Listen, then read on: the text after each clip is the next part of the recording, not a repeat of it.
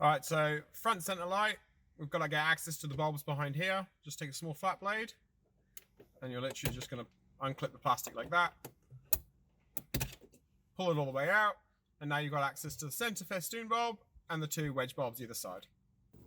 So the easiest way to remove the festoon is to just pop your screwdriver on the copper one, because that one bends easy.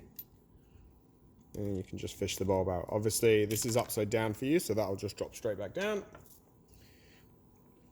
Take your new LED one. Push the outside in first.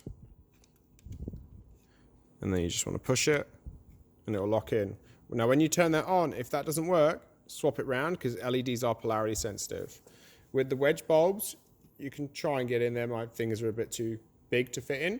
So what I like to do is take a pair of needle nose pliers, just pop some insulation tape around them so that you're not getting metal on glass contact and you've got less chance of it breaking, because you don't want broken glass falling in your eye.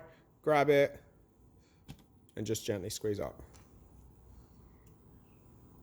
Like that. Take your new ones, same deal, pop it in.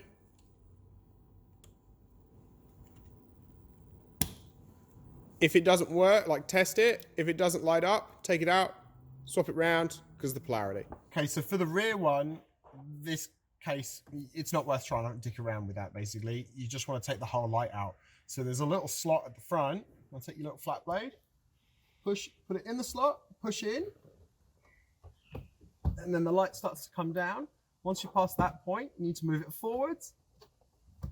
Don't just yank it, because you'll damage your head lining. You just use your screwdriver just to work it, pop it all the way out like that. That gives you access to that. Turn it 90 degrees anti-clockwise. Pull it out. And just let that hang. You just take your bulb, pull it out, take your LED, push it in, and then you can pop it back in its hole. Lock it in. I got the polarity the wrong way around. So you can take it back out, rotate it 180 degrees, put it back in, she lights up. Now you can refit your light. Just pop your cabling up there. Now it's got these little hooks, so you want to get those bits in first. It's also got some slots that you're going to line up. Push it in, get the other side in, and then all the way. So the rear of the car is here. Take your flat blade, push it in, push it down past these hooks, and you can grab the front of it, bring it down like that, twist this anti-clockwise, and that gives you access to the bulb holder. Pull the bulb out, take your LED, and just put it in. Now it's not lighting up, because so you could see this without the light blaring at me, I shut the boot latch. So if we just open that, that lights up.